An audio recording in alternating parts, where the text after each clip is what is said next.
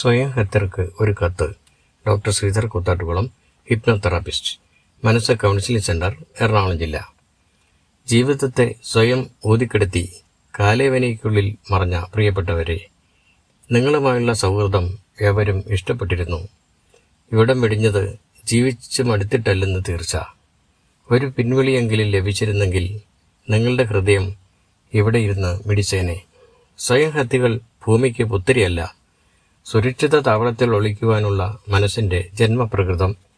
സന്തോഷവും വിഷാദവും മാറി മാറി വരുന്ന സൈക്ലോതാമിയ ഡിസോർഡർ ഉള്ളവരിൽ ഇത്തരം പ്രവണത കണ്ടുവരുന്നുണ്ടെന്ന് മനോവിജ്ഞാനീയം. പാരമ്പര്യം, പ്രതികൂല സാഹചര്യം, അന്ധവിശ്വാസം തുടങ്ങിയവയും കാരണമാകാം. യാഥാർത്ഥ്യം രഹസ്യമായി സൂക്ഷിച്ചവരുമുണ്ട്.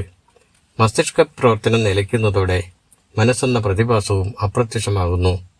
ഫലപ്രദമായ ഔഷധങ്ങളും തെറാപ്പികളും ഇന്നുണ്ട്. അവയൊക്കെ അവഗണിച്ചുകൊണ്ടുള്ള തിരിച്ചു വരാനാകാത്ത യാത്രയുടെ തനി ആവർത്തനം. പറഞ്ഞാലും തീരാത്ത വിശേഷങ്ങൾ നമ്മൾ പങ്കുവച്ചിട്ടുണ്ട്. മനസ്സുകൾ തമ്മിലുരസി രസിച്ച വസന്തകാലം. ഓലച്ചൂട്ടുകൾ പോലെ ജീവിതം വലിച്ചെറിയുന്നവർ വിഡ്ഢികളാണെന്ന് വീമ്പിളക്കിയതും ഓർക്കുന്നു.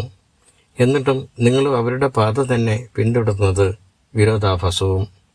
ജീവിതം നിരർത്ഥകമാണെന്ന സൂചനകൾ മുഖവിലക്കെടുക്കുവാനും കഴിഞ്ഞില്ല. ഭൂമിയേക്കാൾ സുന്ദരമായൊരിടം എവിടെയാണുള്ളത്? നിങ്ങൾ ആ അഭിശപ്ത നിമിഷത്തെ ശപിച്ച് കുറ്റബോധത്തോടെ വിതമ്പി കഴിയുകയാണോ?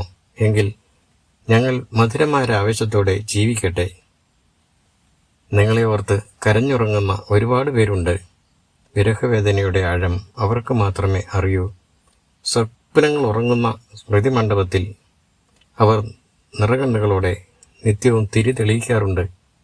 നിങ്ങൾക്കിഷ്ടപ്പെട്ട കുറേ വർണ്ണപ്പൂക്കളും സമർപ്പിച്ചുകൊണ്ട് നമസ്കാരം.